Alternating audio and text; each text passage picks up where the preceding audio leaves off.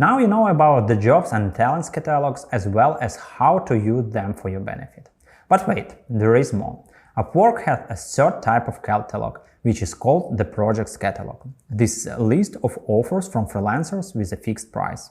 If you have worked with other freelance platforms, such as Fiverr, you might know about the format where freelancers share their projects, known as gigs, at a fixed price.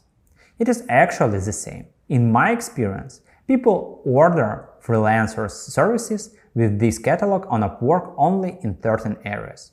Yes, despite the huge variety of offers with fixed price, customers prefer the usual ones.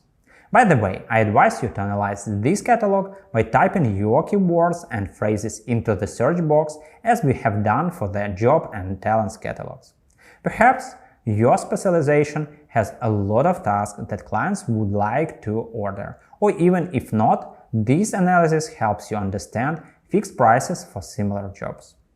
To do this, let's go back to the drop-down menu near the search field and choose the project option. No matter whether or not you log in, everything looks the same. In a new window, you can find a lot of categories and subcategories to choose from. As we did with other catalogs, it's also possible to write any keywords you need.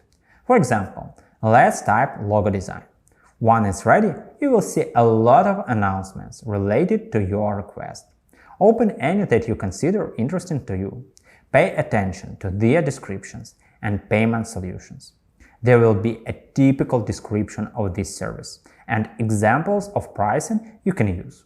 Usually this catalog suggests small favors with prices up to $200. Most projects you find will be possible to describe clearly and complete in a short period of time.